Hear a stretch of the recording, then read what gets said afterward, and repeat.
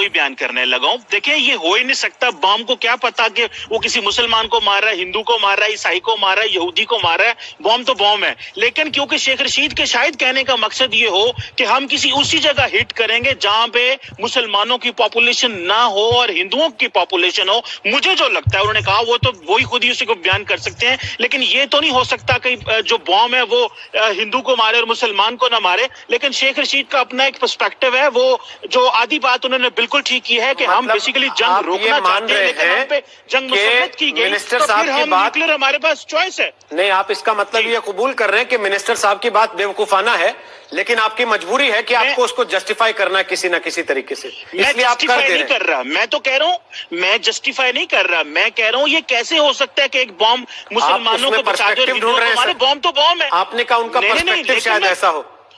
भाई पर्सपेक्टिव ये है कि वो इस जगह मारा जाए जहां हिंदुओं की पॉपुलेशन ज्यादा हो। शायद उनका ये मकसद होगा। मैं ये नहीं कह रहा कि सर वो तो रूट मैप भी बता रहे थे, उनका ये असम तक चला जाएगा। अब असम तक ऐसी जगह ढूंढना जहां मुसलमान ना रहते हो सर, बड़ा मुश्किल हो जाएगा। एटम बम को कैसे बताएंगे आप कि कहां जाके तुम्हें फटना है, कहां नहीं फटना? मैं बताता हूं। जो आप ही से इसलिए पूछ रहा हूं क्योंकि आप डिफेंस एक्सपर्ट हैं सर, बहुत बड़े। मैं बताता हूं, भले पाकिस्तान के पास न्यूक्लियर वेपन हो या जो मिसाइल जो हमारे हैं, उनकी जो रेंज है वो बिल्कुल है, वो भारत के अखीर तक, साउथ तक हम जा सकते हैं। लेकिन उनके कहने का मकसद जो है, जो मैं समझता हूं, वो ये है कि शायद हम हिंदू जहां पॉपुलेशन डेंसली पॉपुलेटेड एरिया वहां पे मारेंगे। अदरवाइज बॉम्ब तो बॉम्ब है। हिंदू को मारे, मुसलमान को लगे, ईसाई को लगे, वो तो लगेगा। उसको तो कोई पता नहीं है कि कौन मार रहा है उसे। जी संबित पात्रा जी, ये एटम बम मारना चाहते थे कि बातों का बम मारना चाहते थे हिंदुस्तान के मुसलमानों के बीच? अरे रोहित भाई, इनके पास खाने को नहीं है चने, ये चले हैं न्यूक्लियर बॉम्ब बनाने। देखिए शेक्सपियर का बड़ा अच्छा एक कहावत है, कॉमेडी ऑफ एरर्स, वो हम सब जानते हैं उस ड्रामा के बारे में। और पाकिस्तान को अगर हम सही मायने में देखें तो एरर्स और कॉमेडी दोनों के कॉम्बिनेशन को देखिए। मैं इसमें सीरियसनेस भी रखूंगा और जोक के पार्ट को भी रखूंगा। देखिए इनके सारे मंत्री, ये कोई ये जो शेख चिल्ली मंत्री है जिसके बारे में आप बखान कर रही है, अकेला मंत्री नहीं है। इनके सारे मंत्री फूफा और पाकिस्तान फीफा। मैं बताता हूं इसका अर्थ क्या है। इनके कुछ मंत्री गिनाता हूं। एक तो ये शेख रशीद है, जिसने हजारों बार न जाने क्या क्या कहा हुआ है। करंट लगता है तो कहता है मोदी घुस गया है, उस वायर के अंदर करंट लगा दिया। फिर पाव सवा पाव का इनके पास न्यूक्लियर बॉम्ब है, वो उसको फेंक देता है। फिर ये कहता है कि ऑर्नामेंट के ऊपर कुछ नहीं होगा, मतलब न्यूक्लियर बॉम्ब गिरेगा, पता नहीं ऑर्नामेंट का अर्थ क्या है। फिर कहते हैं मुसलमान प्रूफ, मुस्लिम के ऊपर कुछ नहीं होगा। दूसरे इनके मंत्री का नाम है फवाद चौधरी। जब चंद्रयान फेल हो गया था तो वो फवाद चौधरी इनका मंत्री कह रहा था, अरे क्या जरूरत है चंद्रयान भेजने की, हम तो यहां से नंगे आंख से चांद को देख लेते हैं, ज्यादा जरूरत पड़े तो टेलीस्कोप लगा के देख लो, वहां भेजने की क्या जरूरत है। एक मंत्री महोदया है जरता गुल वजीर। अब 5-7 दिन पहले उन्होंने एक इंटरव्यू दिया है मंत्री ने, वो है क्लाइमेट चेंज की मंत्री है, और मंत्री महोदया ने कहा है कोविड-19 का मतलब है कि कोविड जो है वो 19 तरह से अटैक करता है। जिस देश में जाता है उस तरीके से वो अटैक करता है, कहीं की इकोनॉमी खराब कर देता है तो कहीं तबीयत खराब कर देता है, तो 19 तरह से वो अटैक करता है, ये मोहतरमा कह रही हैं। और एक मोहतरमा है जिनका नाम है, जो मंत्री हैं, अभी रिटायर हुई है मंत्री पद से, फिरदौस आशिक अवाम। वो मंत्री थी पहले इंफॉर्मेशन ब्रॉडकास्टिंग की।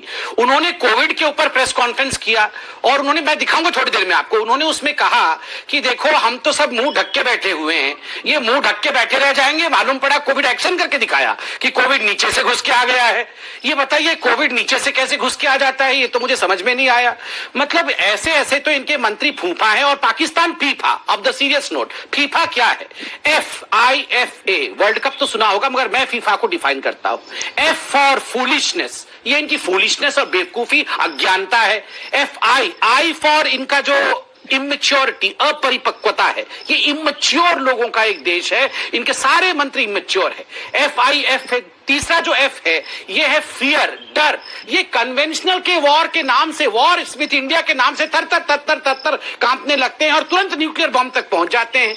FIFA, fear. और जो लास्ट है, ये सब कुछ होने के बावजूद इनके एटीट्यूड को देखिए। ये रवैया ऐसे दिखाते हैं जैसे इनके पास पता नहीं क्या क्या चीज है और ये किससे लड़के जीत जाएंगे। तो मंत्री फूफा, पाकिस्तान, फीफा और ये सारा का सारा चाल इनका पूरा विश्व देख रहा है कि क्या ड्रामा कंपनी खोल के पाकिस्तान बैठा हुआ है। आपने, आपके रिपोर्टर ने अंत में कहूंगा बिल्कुल सही कहा। इनके विदेश मंत्री, आप जानते हैं विदेश मंत्री कल चाइना पहुंचे हैं, शाह महमूद कुरैशी, और कोई उन्हें रिसीव करने नहीं आया, एक व्यक्ति उन्हें रिसीव नहीं करने आया। ये पाकिस्तान की औकात है। ये कमर चीमा साहब बात कर रहे थे, जस्टिफाई कर रहे थे, आप हंस रही थी, मुस्कुरा रही थी। आप लगता है इनकी बातों से इत्तेफाक नहीं रखती, या फिर शेख राशिद की बातें आपको भी उतनी ही मजाकिया लगती हैं, उतनी ही नॉन सीरियस लगती हैं जितनी शायद संबित पात्रा को लग रही थी? जी बिल्कुल, मुझे शेख रशीद की जो स्टेटमेंट्स है वो नॉन सीरियस लगी है, और बिल्कुल मैं हंसी भी थी सुनकर, और कोई भी हंसेगा, क्योंकि इस तरह की बात उनको नहीं करनी चाहिए थी। वो मिनिस्टर हैं और उनको ख्याल करना चाहिए कि वो क्या बात कर रहे हैं, और क्यों पाकिस्तान ऐसा कोई मिसाइल या ऐसा कोई एटम बम चलाएगा जो हिंदुओं को मारे। कोई बात ऐसी पाकिस्तान नहीं करेगा, और ना ही पाकिस्तान इस तरह की कोई गलत हरकत के बारे में सोच सकता है, क्योंकि हम तो चाहते हैं कि दोनों देश आराम से रहें, दोनों देश दोस्ती हो दोनों में, और एक पीस के साथ दोनों अपनी अपनी जगह जो कर रहे हैं काम अपने कर रहे हैं अपने लोगों के लिए वो करें। बिल्कुल इस तरह की स्टेटमेंट को मैं बिल्कुल सपोर्ट नहीं करूंगी शेख रशीद की, कि वो कह रहे हैं कि कभी पाव के बम बना के हम फेंक देंगे, या हम मुसलमानों को छोड़ के और हिंदुओं को मार देंगे, इस तरह के बम हम बनाएंगे।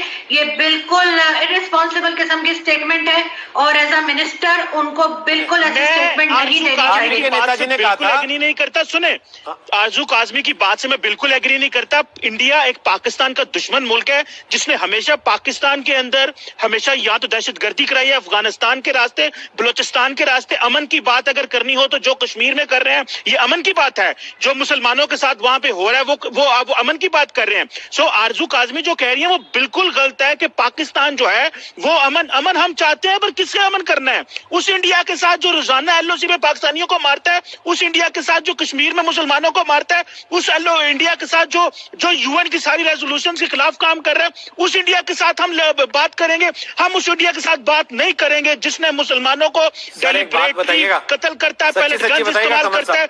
हम नहीं बात करने वाले उस इंडिया के साथ जब तक आप अपना किबला दुरुस्त नहीं करते। सच्ची बताइएगा, बात नहीं होने वाली। एक बात सच्ची बताइएगा, कोई एटम बम साथ तो नहीं लेके बैठे ना?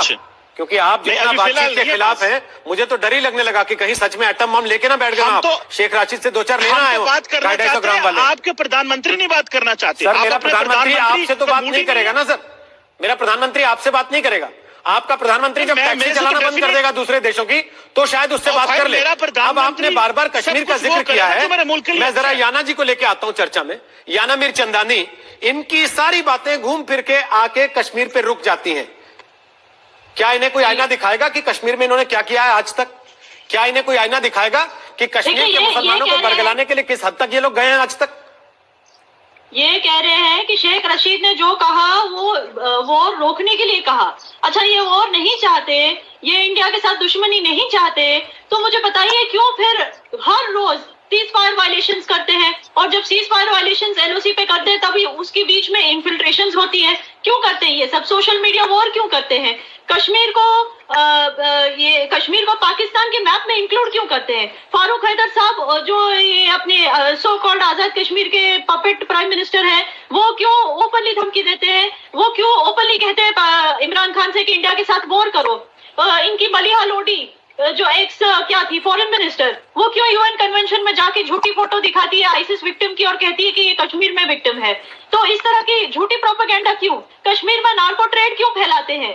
और ये इनसे कहिए कि पहली बात तो ये मुसलमानों को रिप्रेजेंट करना बंद कर दीजिए, क्योंकि मुसलमानों की जो कंट्रीज है ओआईसी, उसमें इनकी जो पोजीशन है वो काफी वीक है इस वक्त, क्योंकि बहुत सारे अरब कंट्रीज इनसे खफा होकर बैठे हैं इस वक्त, ये इनको पता है।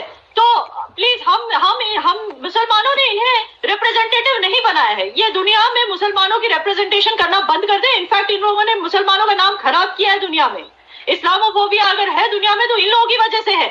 तो ये जो शेख रशीद की बातें, ये गुमराह करने वाली बातें, इस तरह की बातें, और आप कहते हैं कि सीरियसली नहीं लेना चाहिए इनकी बातें। मैं कहती हूँ कि पाकिस्तान को दुनिया की हर कंट्री को सीरियसली लेना चाहिए। कोई सीरियसली ले क्यों नहीं रहा इस रोग नेशन को? आप सोचिए, जो न्यूक्लियर इन लोगों ने इलीगल तरीके से प्रोक्योर किया है, आज तक किसी भी ये रेप्यूटेड जो कहते हैं बॉडीज हैं, वर्ल्ड बॉडीज ने इनको as a nuclear nation approve किया ही नहीं है। तो इन्होंने इलीगली प्रोक्योर किया हुआ न्यूक्लियर इतने ओपनली फ्लॉन्ट कर रहे हैं, इतने ओपनली फ्लॉन्ट कर रहे हैं कि जो चोरी किया हुआ न्यूक्लियर पावर इतने ओपनली फ्लॉन्ट कर रहे हैं ये लोग, और इतने ओपनली ये लोग टेररिज्म को कंटिन्यू रख रहे हैं ताकि यूनाइटेड स्टेट्स से इनको एड्स मिलती रहे। तो मतलब कि कंट्रीज इनको क्यों सीरियसली नहीं ले रही? अगर सारी कंट्रीज मिलके इनको मजा चखाएंगे तो दुनिया से टेररिज्म खत्म हो जाएगा, क्योंकि हर कोई जानता है कि टेरर ब्रीडिंग ग्राउंड तो पाकिस्तानी है। चाइना इनके साथ दोस्ती कर रही है, झूठी दोस्ती, जस्ट बिकॉज इंडिया के साथ राइवलरी है। यूनाइटेड स्टेट्स भी इनको झेल रहा है जस्ट बिकॉज सोवियत वॉर में हेल्प किया था। तो अब ये सारी कंट्रीज अगर बैठे और सोचें सेंसिबली कि ये एक रोग नेशन है जो झूठा, जो इलीगली प्रोक्योर किया हुआ न्यूक्लियर शो ऑफ कर रहा है, जो झूठ बोल के प्रोपेगेंडा कर रहा है अपनी नेबरिंग कंट्रीज के साथ, जिसकी वजह से